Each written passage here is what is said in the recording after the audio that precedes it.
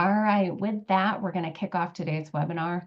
Thank you so much for joining today's discussion. It's a really hot topic. We're talking about U.S. trade policy, tariffs, and mitigation strategies with our friends from BDO. My name is Nicole Owens. I'm the Director of Marketing Communications for Mathematic. If you're not familiar with our organization, we are a membership-based trade association for medical device companies, primarily in New England, and we work to bolster the industry through education and awareness, connection, and advocacy. Today's conversation is going to be fantastic. We are going to have time for questions, so please make sure to put your questions in the Q&A function at the bottom of the screen, and all registrants will get a copy of this recorded webinar. All right, without further ado, I am pleased to turn it over to our first speaker, Matthew Myrmagosis. He's a National Product Leader and Vice President at BDO. Matthew. Great. Thank you, Nicole, and welcome everyone. And thank you for your time this afternoon to talk about tariffs. So as Nicole mentioned, my name is Matthew Myrmagosis, and I lead BDO's U.S. Customs and Trade practice. And with me is Tyler Potter, our senior manager on my team. And what our practice does is we help our clients sort of navigate the complex rules around import and export, but also look to duty saving strategies. So thank you once again. So I know we've heard, and you've heard a lot about tariffs, whether it was on the campaign trail, post-election, and even now post-inauguration. But I think before we get into sort of what the landscape looks like and where it's going, I think it's important for all of us to have a basic framework as to how customs and duties and tariffs work. So at a high level, right, customs and duties and tariffs, right, they're above the line costs which impact COGS. Thus, like if they're managed effectively, companies can increase their market competitiveness, but also enhance profits. And importantly, it's to understand that here in the US, right, it's US companies and in certain instances, non-resident companies that can act as the importers of record, which means as importers of record, they're filing their import declarations and actually paying the tariffs and complying with US trade. And how tariffs typically work is that they're assessed on imported physical goods, so they're not assessed on services or digital information. Now, a customs declaration is effectively almost akin to a tax return that gets filed with the government, but this sort of return gets filed on every shipment coming into the country. And there are three key data elements that companies are required to report at the time of import. One is the tariff classification, the other is the customs value, and the country of origin. Those are the three key elements. And then there's also other data that the government collects. But these three, which are known as a customs triangle, really drive what duties assessed and how much. Now, tariff classifications simply are numbers identifying the products that are being imported so the government knows what's physically coming in. And based off of that tariff number, that is what's tied to duty. So each tariff number has its own duty rate. Customs value is generally the invoice price for the imported goods, and then tariffs and duties are generally assessed as a percentage of that value, of that invoice value. And lastly, country of origin. Country of origin is not where the products were shipped from, but it's actually where they were produced. And that's an important fact. So why do we explain all of this? It's to really understand what is happening and how to tackle it and identify saving strategies. It's important to understand those three key elements. And here on the slide deck, we have an illustrative example, sort of walking through at a high level how tariffs work. So here we have an import of electrocardiographs valued at roughly $100,000 is that particular shipment originating in China.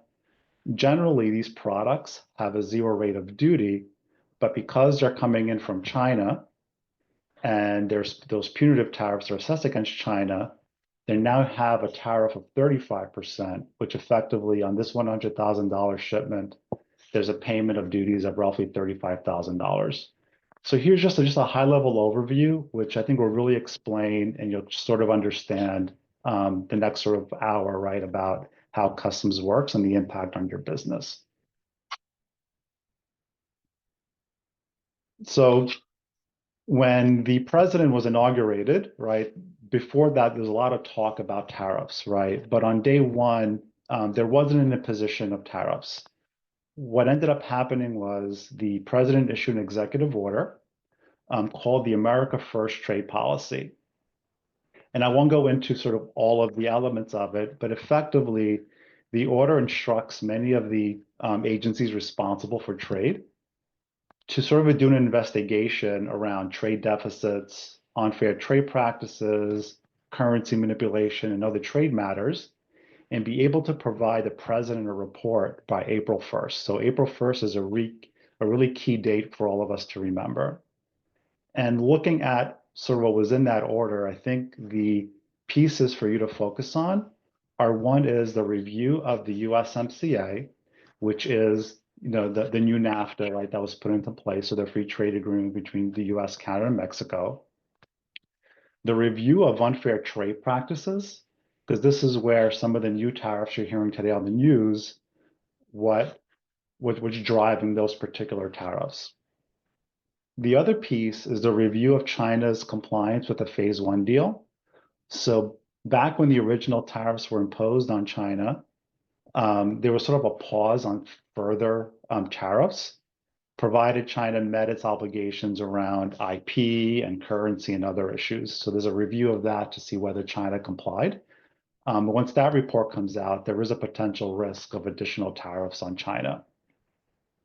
Also, the report around export controls, and lastly, the one around anti-dumping and countervailing duty. And I think that's one that hasn't made a whole lot of news, but that's likely to be an avenue for the administration to seek further action or further duties on specific types of products, thus increasing rates. So where are we today? Here on the sort of chart here that we've put together, it kind of summarizes all of the things that we've been hearing, right? Pre-election, post-election, and today. But I want to focus on specifically the tariffs that have been imposed to date, and those that have been proposed over the last number of weeks. I think the first one to take note of is that on February 4th, the president did impose an additional 10% tariff on all China originating products. So this 10% is in addition to the existing China tariffs. So for many companies, their products could be subject today to a 7.5%, 25%, or 50% tariff on products coming in from China, but now you're tacking on another 10%, right, which is really increasing those tariffs. I think the other piece to bear in mind is that the US has signaled potentially further measures against China, like I mentioned around the potential Phase 1 deal, but also focusing on key strategic sectors like tech and pharmaceuticals, especially with respect to ongoing sort of trade disputes and intellectual property issues. Those are the big things.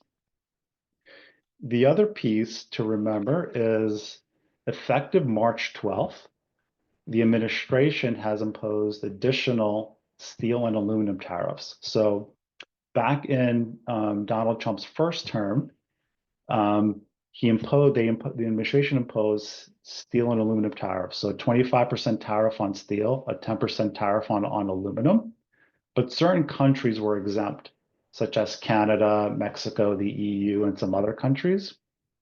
But under these new two executive orders, those exemptions are now gone. So those steel and aluminum tariffs apply to all countries, but also the aluminum tariff was increased from 10% to 25%. But then also those tariffs were expanded to include certain derivative or downstream products based on steel and aluminum. So this is a very, very expansive because some of those derivative products could include like key components like in appliances. It could include like stampings for auto parts and many others. The other key piece is that under the original steel and aluminum tariffs, there was a process for companies to get exclusions from those tariffs, provided there was sort of a business case, undue hardship, those sorts of issues. Those exclusions are now gone. So effectively, this is putting an additional sort of burden right on taxes and downstream products that use steel and aluminum. The other sort of piece to remember around tariffs is the news that next week, potentially, there could be 25% tariff on all products coming in from Canada and from Mexico. So as many of you may recall, back in early February, the administration threatened to increase tariffs, but put a pause on those tariffs pending what Canada and Mexico would do around immigration and around drug enforcement. Over the last couple of days, the administration has mentioned that March 4th, they're looking to unpause those tariffs. So we could see a 25% increase across the board coming next week. The only products that won't be at 25% are specific sort of energy imports or critical minerals from Canada, but those will be subject to 10%. So that's also a big number that affects many of you on this call and many companies that are importing product from those two countries. The other big news to also bear in mind is a couple of weeks ago, the administration proposed what they termed reciprocal tariffs, where a number of agencies were asked to look at the import regulations, import taxes, and duty rates of our trading partners.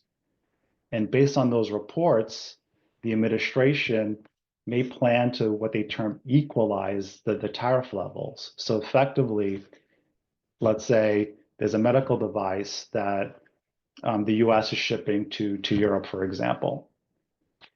US generally has low duty rates, some zero, maybe a little bit higher for medical devices. But if Europe, for example, has a 5% duty rate, they'll be looking not only to increase it to 5% for those imports, but also looking at any subsidies the EU may have, likely to treat VAT as an import tariff, and looking at non-tariff barriers, right, generally like subsidies and complex regulations, which means that those tariff rates could increase. And with those reciprocal tariffs, the administration is really focused on the EU, Canada, Korea, Japan, a number of Southeast Asian countries, and China. So that's another piece to bear in mind. There's a public comment period around these tariffs ending March 11th, I believe. But we can see some of those being imposed as quickly as April 1st. And we've heard that on some of the news where the administration had mentioned potentially increasing tariffs to 25% across the board come April 1st to 2nd for vehicles, for semiconductor chips, pharmaceuticals, and lumber. The other sort of potential action that may come into play over the next few months is that last week, the administration instituted what they term a Section 301 investigation on countries that have a digital services tax. So the focus there would be on Austria, France, I believe Italy, Spain, Turkey, the UK, as well as Canada, and seeing what the impact is of that tax. And depending on those reports, there could be tariffs on those additional tariffs in those countries as well. And lastly, and I know this is a lot, there's also a Section 232 investigation on copper and derivative products. So you see there's a lot of action, right, that can impact a variety of industries, including medical devices. And I would say for you, just to bear in mind, I guess 3 or 4 key dates. One is March 4th of next week because of the potential China-Mexico tariffs. March 12th, where the steel and aluminum tariffs will be imposed. And then April 1st or April 2nd, or that first week of April, where there could be additional tariffs on a number of products. And the last piece I'll sort of leave you with is that we've talked a lot about the tariffs that the US will impose, but once these are instituted, we're likely to see retaliation by our trading partners. And China has already imposed their retaliation on US products, but also the Canada, Mexico, and the EU have announced that they will retaliate. We just don't know which products there yet. So this is a lot of information, but it's basically just take a step back, understand what the impacts of these are to your business. And the first step there would really be to understand your import footprint and what kind of modeling that you can do. And here I'll pass it over to Tyler, who can speak a little bit more about that around your import-export footprint and the type of modeling that you can do. Yeah, thanks, Matt. And I just want to leave the group with this as well, that the tariffs implemented to date have either been existing initiatives or emergency powers. Congress has the primary authority over tax and tariffs. However, the president has been delegated authority over time. That April 1st deadline for the agencies is effectively get me some ammunition to implement tariffs. So as we're talking about and thinking about the immediate future, we have to keep our eye on what's cooking for the future.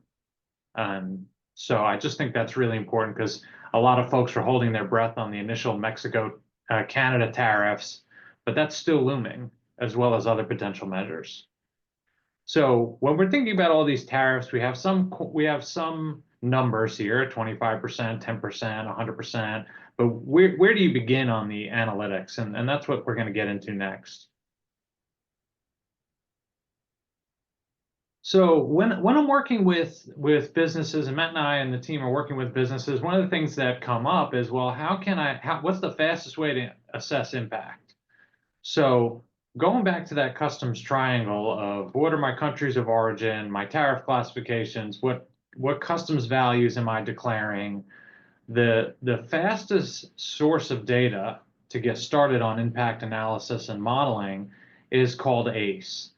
So the US government offers two companies free of charge, effectively, their import and export history in detail, going back at least 5 years. This serves as a very quick starting point, especially when we're working with folks that have oversight over multiple entities. We utilize that data to get a quick sense of, what legal entities are involved, who are the suppliers, are these related party transactions, what kind of products are being imported, and what cost savings or refund programs are being used today. So this data will serve as a baseline for going back to and updating what the president is saying. So today it's a 10% against China. Tomorrow it's a 25%. How do we continuously model where we're impacted? So this data is relatively easy to get. If you don't already have access, the application process takes about 1 to 2 weeks. After that, you'll have indefinite access to your company's import and export records in detail. To give you an example of how this data is actually used, we can start with a bird's eye view here of import and export activity for a particularly large enterprise. And so the way that we approach it is, okay, well, during the last 5 years, and you can absolutely just focus on 1 year, which we often do for analyses on impact, but thinking about the grander picture of a 5-year period, what is the value of the merchandise being brought in? What are some of the standard customs duties paid? Where are my punitive tariffs being paid? So if you see on the screen here, for this particular example, made up company, we have 85 million in standard tariffs that all countries have to pay. That's normal course of business. But then you have $40 million in punitive or special duties. So that's where we're going to see the sliding scale of that number go up, depending on where your exposure is, whether it's Canada, Mexico, China, et cetera. We separate those into a different bucket, because the standard duties are very hard to get around unless you're using a free trade agreement or other special provision to make that zero. So starting here, we get an initial view of what countries are products being sourced from, where are they going from a U.S. state perspective, and which ports are being used to import these products. So having that bird's eye view on the import side is really important for more granular targeting. The next question for us becomes, okay, well, that $85 million or that $40 million you've been paying over the last couple of years, where is the impact? And we'll get into that a little bit on the next slide. Why is the export side important? The export side, you're not going to have the same costs incurred because it's not constitutional, apparently, based on what the court says to tax exports. So you're not necessarily going to have a cost associated with exports, but exports give rise to opportunity, particularly refund opportunities, cost avoidance opportunities. There are several customs programs and mechanisms that are triggered by exports, as well as special tax provisions to give you a break on your taxes. So for us, these always go side by side. And some companies may not have any export activity, which is fine, and then we focus on the import side. So these visualizations have been produced purely with the government data, which is clean, standard, and available to anybody. Why do we see companies first go for the ACE data, or why do we recommend that at times? Is it can be difficult to get the appropriate level of systems access to aggregate a bunch of different reports to get the customs tariff data. So often we see companies not necessarily logging at a transaction or product level what those customs attributes are in terms of origin, classification, and value. We also typically don't see cost get associated at that granular level to the product. So once we have a general bird's eye view, typically we'll go into that customs triangle view. So on your screen here, the way that we look at it is, looking at that trend activity overall, what's happening from a value, duty, and customs filing perspective over the last couple of years. But then we get into that tariff classification level. So on the left side of your screen, you see those HTS numbers and descriptions of those goods. So each of those HTS numbers has a specific duty rate, standard, as well as potential punitive tariff. So in the first line example, you've got a company who's importing $200 million worth of goods, paying $11 million in standard duty and $1.6 million in punitive. Looking at that in a vacuum is not necessarily enough. So on the right side of the screen, we have optionality. What's displayed here is origin. So where most of the punitive duty is being incurred is China sourcing. Where most of the overall duty is being incurred is Germany.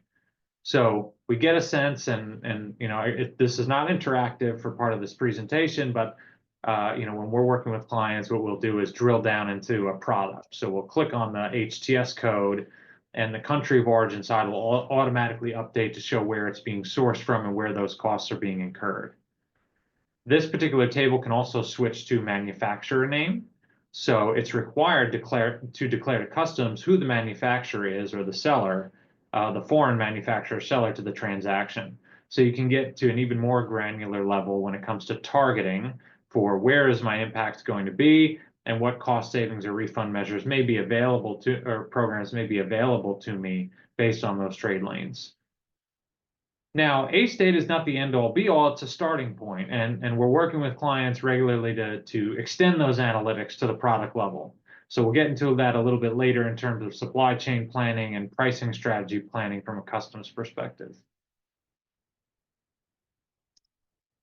So now that we've established the foundation of the potential tariffs out there, how tariffs are assessed, and where is the foundation for analytics, now we can get into mechanisms and strategies for cost reduction. So for that, number one, supply chain diversification. I'm sure a lot of you are rolling your eyes, as many of our clients do. You can't just change your sourcing overnight. Your value chain is likely firmly established, and it's just there's either unavailability of other manufacturers, capacity issues, or just that product or intermediate good is just not available anywhere else.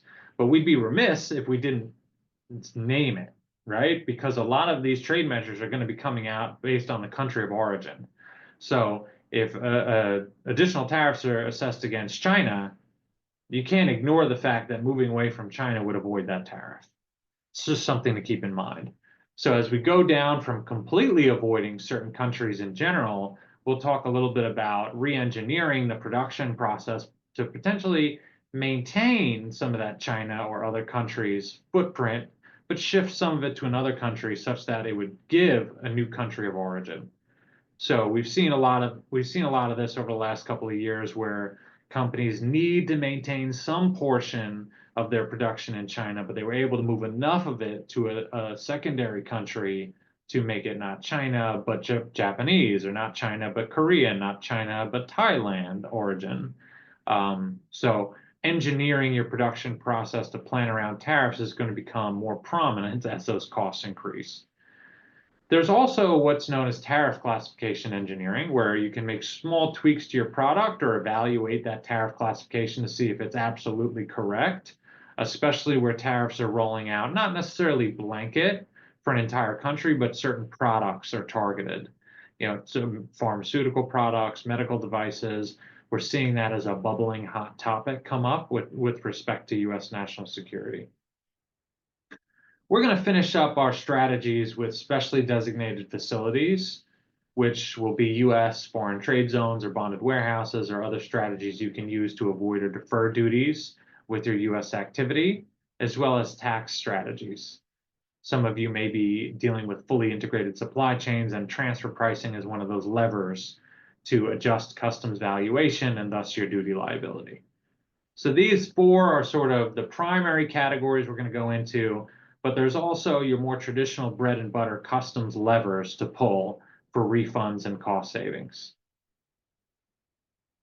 Starting out with number one, that tariff classification and origin.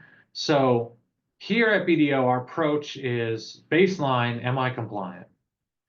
Are the tariff classifications and countries of origin that I'm declaring today accurate? Once that baseline can be established, you can begin the planning process. I gave a bit of an introduction to that earlier in terms of moving certain pieces of production to other countries to avoid or mitigate tariffs, as well as just looking at, not necessarily moving part of the process, but perhaps changing sourcing. So in country of origin, what the origin of individual components plays a huge part. So after some research, you find that customs historically viewed this key component as a driver of origin, even though assembly can all happen in China. That might change the origin if you source that particular component from elsewhere, a more tariff-friendly country. And that's something that we're seeing companies continuously look at as they're planning future production, as well as adjusting current production processes. Now, a little bit more nuanced, I would say, than country of origin is tariff classification. Engineering or changing tariff classification would require some tweaking to the product. In the medical device space, where we see this happen often, is the difference between a device and a part of a device. So parts of that device could have a different duty rate than the device itself. And so when we're working with clients, we've seen a lot of nuance and misunderstanding of, is this the device, or is this a part of this device, or is this a general part that could be used in any other product? So when we're thinking about tariff classification, it's the product attributes, not is it correct, and can we somehow shift and change it away from a tariff classification that is subject to additional duties? One of the other things I'll leave you with before we move on to that cost analysis portion of this is that for those of you who are dealing on a regular basis with prototypes, R&D products or materials, as well as other items that could be classified as in development, not necessarily commercial just yet, even if the volumes are relatively large, there are duty-free provisions for that. So we're working with not only pharmaceutical companies, but also medical device companies to identify areas of their business that should be coming into the US duty-free and avoiding any tariff whatsoever. Keeping those special tariffs, those special provisions in mind is really important for planning, as they're typically ignored when the baseline rate is zero. So for pharma or med device companies that have historically paid zero, they may not have been utilizing these special provisions, which have suddenly become a lot more important in the age of increased tariffs. And So, Tyler, just on that particular point, we actually received a question that maybe can help put into perspective some of those special programs you mentioned. mhm. One of the questions we were asked was, how should a company that sends raw material from from the US to Canada and Mexico for manufacturing and assembly, and then the finished products come back to the US, like what would be the value reported? But then also, is there a potential mitigation strategy there? Yeah, absolutely. So typically it's going to be a full cost buildup. So whatever was sent to that manufacturer in Canada plus what the value added, whether that, labor, overhead, additional materials, etc., plus an element of profit. So think about it as a full cost buildup from a value perspective, but there are certain special provisions out there in these cases where it's a US product going overseas for additional processing or assembly, there's the opportunity to potentially deduct that US value out of the tariff calculation. So if tomorrow there's a 25% tariff implemented against Canadian products, you could qualify for deducting the US content out of that assessment. So this is something that we're working with clients on a regular basis on because it's not that simple. It's actually a little bit restricted to certain activities and types of products. So you can engage with us and other professionals in this space to see if you qualify. But there is something available that meets that fact pattern. All right, cool. So I'm just, I'm taking a quick look through some of the other questions that we had so far. I think we'll cover some of that material a little bit later.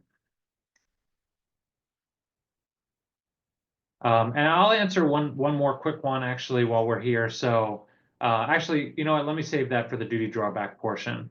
I'm gonna keep going so we can cover the content and we have some time reserved later for the Q&A. Okay, to wrap up this slide, cost analysis. So you're going to be using that ACE data. You're going to have a general sense of what types of products and from where are going to be covered. So there's two angles for dealing with that from a supply chain perspective. Is one, negotiating with suppliers where possible, building that into your costs, and then determining how to deal with it from a pricing perspective. So when we're talking to clients, one of the fun conversation starters they're getting from their customers is, we're not eating any of that additional cost. Period, right? And we know that's not reality. We know that there's a negotiation process, but for those of you who are in very competitive industries, an additional 25% cost is not necessarily going to be able to flow through entirely to the customer. So when we're thinking about this, it's, well, yes, my costs are going to increase 25%. Have I exhausted every strategy available to me to make that zero or near zero? But it's something that it's a conversation that you're not going to be able to avoid with suppliers and customers. One of the things that we're seeing is suppliers are waiting to the very last minute to advise of price increases. So I would recommend having proactive conversations with your suppliers so you're not surprised on day one of a 25% cost increase. Okay, awesome. So we're running a little bit tight on time and we still got some great topics to discuss. So one of the ones that I will cover rather quickly is the first sale concept of customs valuation. So you will see that with each of these slides, we're going back to that customs triangle. And so this one touches on customs valuation. So when it comes to a first sale, what you want to think of is how many transactions are involved in the importation of merchandise. Am I buying directly from the manufacturer, or am I buying from a middleman overseas that turns around and buys it from a manufacturer and ships to me directly? So I'll give an example, and this has historically been very popular in the tax world, but also just as a business operating model out of Asia as well, is that a middleman company is entrepreneurial, is going out there and collecting orders and working with you directly, but they're putting a markup on the goods that are sold directly from the manufacturer. So where the goods are coming directly from a manufacturer, you may be able to go back to that price for customs value purposes. So if that manufacturer sold it to a middleman for $100, but it got shipped directly to you, you don't have to, you could potentially avoid using that $120 from the middleman and go back to $100. So that in that case, it's more common to see unrelated parties with importers. But some companies are fully integrated supply chain and have set up a middleman for tax purposes. Let's say a manufacturer in China and a middleman entity in Hong Kong or Singapore. So these are very common transaction structures out there that if you're unrelated to these parties, you might not even know exists. So you should be looking for how many different transactions, if more than one, are involved in the importation of my merchandise, and is it possible for me to go back to the earliest price for export to the United States? And this is a principle well established in law and that we help companies with on a regular basis. Think about reducing that customs value to the earliest price possible. Okay, awesome. So one of my favorites, and I had some questions. We had some questions come in with regard to export incentives, and somebody asked about FDII, which is the Foreign Derived Intangible Income provision for tax purposes, where you get a tax break on some of that income derived from foreign sales. So yes, that was one of the tax principles we mentioned, but also we're looking at duty drawback. So duty drawback is a US program that's been around for probably close to 200 years, where you're importing something, you're later exporting it or manufacturing it to something else that you export. For a 5-year window, the government allows you to go back and match those imports to those exports to imports or exports containing imported goods back to imports for a duty refund of up to 99% of the duties, taxes, and fees you paid. So this doesn't necessarily have to be the same exact product. Outside of Canada and Mexico, you can switch imports and exports or substitute them based on HTS code. So let's say I source domestically and I also source from overseas, but I only import the domestic good, or I only export the domestic good. I can actually match that exported domestic good back to an imported article as long as the HTS or tariff classification codes are similar. So I would say for this one, keep it very simple. There's a lot of rules underlying this strategy, but if I'm importing and I'm exporting, there's potentially a benefit. I'm going to pause there because I know Matt is monitoring some of our questions. Was there anything from the audience on duty drawback or related to exports that you wanted to touch on, Matt? Not on duty drawback, but there was a question around chapter 98 that you talked about earlier. Maybe this one I'll answer. So there was a question around the Section 232 tariffs back when they were originally proposed, back in Trump's first term. There was no allowance for Chapter 98 exclusions. So the question was, is the administration sort of reconsidering that? And is there an opportunity with these new steel aluminum tariffs to use Chapter 98?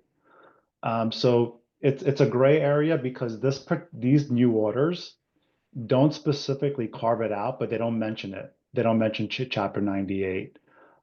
So we might need to wait until as we get closer to the date. So it's likely that Chapter 98 may not be available, but nothing has been specifically mentioned. So there's still a small possibility that could be some exemptions allowances there for 98, but for now it doesn't appear so. Yeah, and it's a very important detail. So as each of these executive orders and publications come out, we're going to have to take a close look at what are they trying to carve out? What are they trying to prevent companies from doing? What previous provisions are they eliminating to make it even harder to mitigate cost? And so one of the things that I think of is that China tariffs, the ones that have been in place for the last 7 to 8 years, those original China tariffs are absolutely eligible for duty drawback. And we've worked with companies that had millions of dollars of refunds when the China tariffs came into place. They were previously paying nothing, and then, a week later they were paying 25%. But their export activity triggered a lot of refunds to get that money back. However, these new China tariffs under the emergency acts that are 10% are not eligible for duty drawback, sadly. So it's something I was very upset about when it came out, but it highlights the need to look deeper into it and see, are there specific carve outs? Are there benefits for me? How does this impact us specifically? So duty drawback, I'll leave you with that. If you're importing and you're exporting, you need to look at this. Every day I encounter a company who's importing, manufacturing, and exporting, or just importing and exporting, who's not taking advantage of this program. And customs estimates that there's millions and millions of dollars out there going unclaimed. So look into that. All right, I'm going to pass it along to Matt. He's going to go a little bit into specially designated facilities. We're seeing your questions come in. There's a whole lot of them, and we're going to continue to reserve time for them. But Matt, I'll turn it over to you. Great. Thanks, Tyler. So the specially designated facilities. So some strategies our clients and other companies are looking or analyzing the feasibility of is, can they use foreign trade zones or bonded warehouses as a way to mitigate or avoid, right, the impact of these tariffs? So at a high level, FTZs and bonded warehouses are basically areas that can be designated where goods can come in and duty is deferred, right, until those products physically enter US commerce. As a concept, they're pretty similar, but they both provide sort of different benefits. And I would say the foreign trade zone is probably more encompassing their benefits and there's more flexibility there. So I'll speak more about FTZs. So FTZs are, so companies themselves can designate their own warehouse, their own manufacturing facility as an FTZ, which means that for customs and duty purposes, that designated area is deemed outside the US customs territory, which goes back to when products are imported and physically admitted to the foreign trade zone, no duties are paid. If those products are re-exported, then duties avoided altogether. So that provides a benefit. Also, so when companies import into the US, in addition to duty, US Customs also charges a processing fee for every single shipment. So look at it as though if the IRS was going to charge you a fee for filing your tax return, this is what Customs does on every single shipment. But there's a cap of how much of this fee you can pay per shipment, and the cap is roughly about $630 per shipment. But for companies that have a lot of volume of imports, this fee can accumulate if you're paying over $600 per shipment. What an FTZ allows you to do is bring product in, and then for those products that are for US distribution and commerce, you can ship throughout your week, but then file one import filing at the end of the week. So effectively, you're filing 52 import filings a year, right, at $633, right? The most you can pay in this fee is a little over $30,000 a year. So that provides a lot of benefit to companies. Also, for companies where their warehouse facilities or manufacturing plants are located in states that have an inventory tax. So think of Texas, Kentucky, Arizona, Louisiana, and I'm sure I'm forgetting a couple of other more states, is that the inventory that you're keeping, right, if it's in a foreign trade zone, you're exempt from that inventory tax. So that also provides some benefit. Another benefit the FTZ provides, but it's it basically can't be used if your products are subject to these punitive tariffs, is that for companies that import and manufacture product, so they're importing components, and let's say those components have a duty rate of 5%, and you manufacture a finished product, and then that finished product is the one that enters US commerce. But that finished product, if it was to be imported, had a duty rate of 0. Companies have the option of using that lower duty rate and applying it to the value of the imported components. But that only works if the duties that you're looking at, those components, aren't subject to these steel and aluminum or the China tariffs. So it's more restricted, right, in those sort of scenarios. But these provide a lot of benefits for companies, so they're looking at the feasibility of establishing these. So the next slide, Tyler. All right. Another strategy that companies are looking at, especially when they're importing and buying from related parties, is like, what is the impact, right, of these tariffs? And how can I evaluate my transfer price to see if there's a way to lower my duty expense? So as both Tyler and I mentioned earlier in the presentation, when you import product, right, you're paying duty on the value of that invoice price. So for companies that are importing from related parties, that invoice price is the transfer price.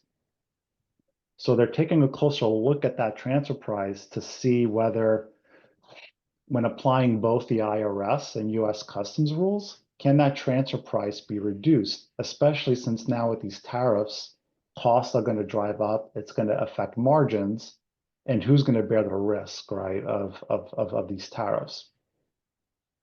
In analyzing, right, whether that transfer price can be reduced, in addition to looking at that margin, right? So if it's a cost plus, let's say it's a cost plus 5, is a cost plus 3 reasonable, right? Thus being able to reduce the amount of tariffs that are being paid, is also looking at what are the costs embedded in that transfer price. So sometimes with related parties, that transfer price could include a management fee or management fee costs, right? Or maybe post-importation services, or maybe an exclusive distributor fee, right? Where those are embedded in the transfer price. But if they were unbundled or removed and separate service payments were created, right? You would effectively lower the value of the goods. And because some of those services are not treated as dutiable, right? It would lower the value, it would lower the value of the imported goods and lessen duty, right? So those are some of the high level strategies companies are using. And the reason why we also point this out is that when you look at all of these strategies that both Tyler and I have talked about, even though the impact is to lower the duty expense, many of these require that various stakeholders within the company, right, are involved in a process of analyzing what the solutions are. So something like transfer pricing requires tax. Looking at foreign trade zones might require working with supply chain. Duty drawback may also involve tax when you're looking at how those refunds can be booked, and the FDII piece that Tyler mentioned. So there's a number of strategies that are out there, but it would require all stakeholders within the company to closely examine, right, to see how they can address the reduction of those costs for the company. Maybe here, Tyler, we can start to look at some of those questions that folks had. Yeah, absolutely. So I think the one of the overarching questions is, how do we proactively address the impact of tariffs when it's not clear when they will go into effect, or if or ever, right? Are these just threats? Are these negotiating tactics? How am I supposed to plan around that? And I think that it gets to the core of the issue, that one, companies are not making changes based on threats unless that was already in motion, right? And we're not recommending that if you have a solid supply chain in place to change it based on a threat. However, what we are recommending is to, for efficiency purposes, for those folks that might be dealing with the day-to-day of calculating the potential impact, is establish your core data set that you're going to evaluate against. And And we typically use ACE. It's just the easiest thing, but you can also use internal purchasing data or other data resources. Establish that data set that you're going to just update, right? Oh, a new threat came in. What's the potential impact to us? Once the potential impact is established, you go into what if scenario planning. So, we talked about a bunch of different opportunities, everything from changing customs value to evaluating origin to tariff classification, duty drawback. And the way that we would approach it is checking the box. Does this apply to me or not? Right. And then so when internal or external stakeholders are asking, hey, if this comes down the pipe, what are we doing? Right. And so just being prepared for that is key. So it's not necessarily that you're out there recommending major changes or implementing major changes, but you're ready with this is what's happening and these are our only options, right? And that just gives the opportunity for other stakeholders to provide input of, hey, it wouldn't be that difficult to move production slightly. What would it take for us to get away from China origin? What would it take for us to shift a little bit of our Canadian processes back to the US or Mexican processes back to the US? So it's about having the proper landscape and tools to assess strategies. Tyler, we got a question on duty drawback. So for duty drawback, does the importer and exporter need to be the same entity? No, not necessarily. So I'll just start off from an administrative perspective. It's easiest when the importer and the exporter are the same entity. But let's say that I'm importing and I'm selling it to a customer or somebody else who's exporting it. What I would have to do is collaborate with that party and say, hey, I'm looking to claim duty drawback. And so for duty drawback, the exporter has the right to claim. However, they can assign that right. So what you would do is go to that party who's the exporter and say, hey, I'm interested in getting this money back. Maybe we can split some of it. It's a win-win for both of us. Can you assign the rights back to me so I can claim on the imports that I made? So the dance between those two parties is the importer is the one who has all the data records and payments to customs on the import side, and the exporter has that export documentation to assemble a full claim for refunds back. The same would apply to if you're the exporter but not the importer. You would have to collaborate a bit with the importer to assemble a claim, but it's absolutely possible. Another question we received is, and there are a number of these sort of asking the same question in different ways, is that when you have a foreign inbound sort of company, right, that doesn't have a legal presence in the US, if they were to create or establish a US entity, does that provide some sort of break or exemption from the tariffs? So But yeah, yeah, not necessarily directly. Just speaking purely from a customs and trade perspective, but one of the things to look at is a situation where you're selling direct to a third-party customer in the U.S., and that price is significantly higher than what you may be able to charge a related party in the U.S. So let's say I retail out for $300, but I would still earn a reasonable margin if I was selling to a related company in the U.S. for $200. So establishing that presence in the US and establishing an additional transaction for customs purposes could allow you to reduce the dutiable value and thus the tariff impact. So it's something absolutely to consider, not only from a customs perspective, but keeping in mind the tax implications of that US presence as well. sure. And another piece to that is, so there's a lot of questions for companies that state, okay, if we move our production operations, right, out of like China or Mexico, right, for example, and move them to the US, will that also create a break in the tariffs, right, or an exemption? The short answer there is not necessarily, because these tariffs, when they're imposed, are on the import. So even if you're manufacturing, right, those imported components could be subject to any of these tariffs. Now, being able to produce in the US may provide you an advantage in terms of maybe some local tax breaks, but also which one of these strategies may be available to you as a manufacturer.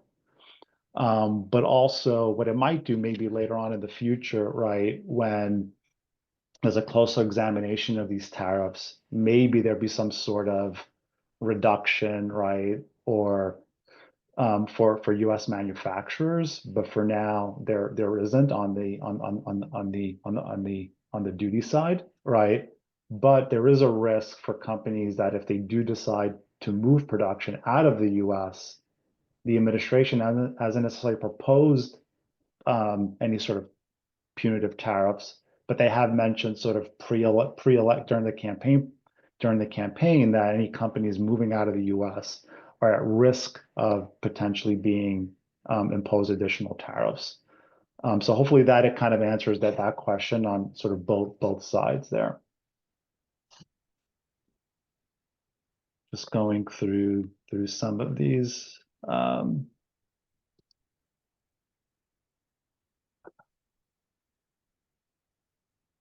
One question that's seen come through, Tyler, is, we talked a lot about these cost savings opportunities, right?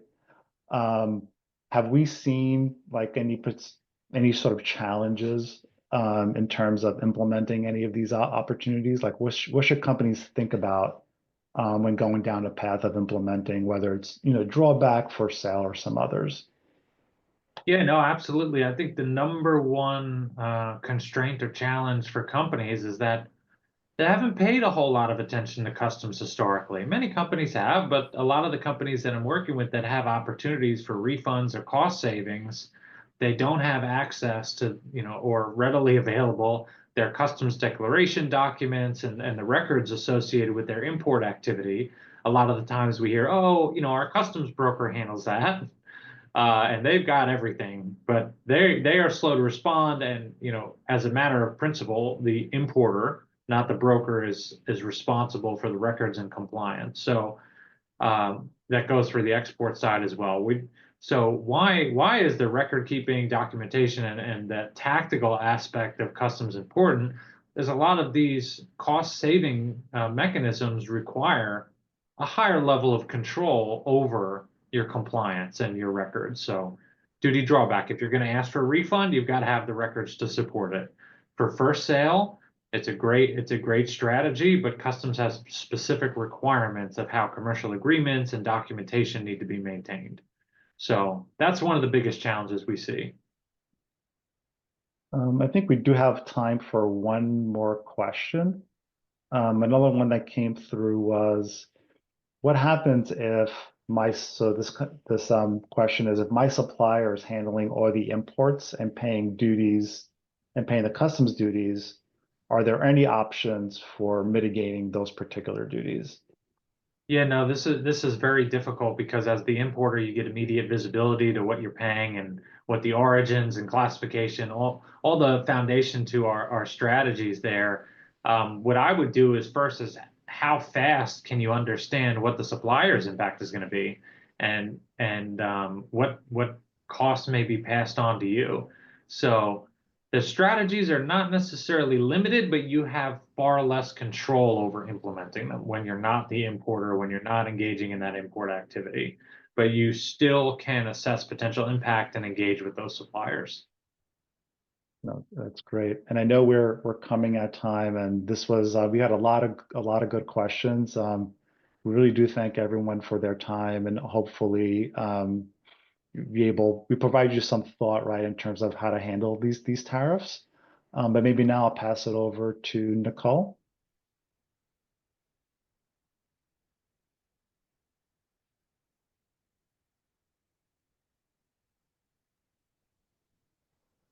Sorry for the delay. Thanks so much, everybody, for joining us today. What a great conversation. We appreciate your expertise, BDO, and thank you for your support, Matthew and Tyler. As mentioned earlier, everyone who registered for this will get a copy of the webinar after, and we encourage you to come to the next MassMedic event. Please go to massmedic.com/events and check out all the other great events we have coming up, including next week's symposium. We still do have some tickets available for that. We'd love to see you there. All right. Have a good day. We'll see you next time.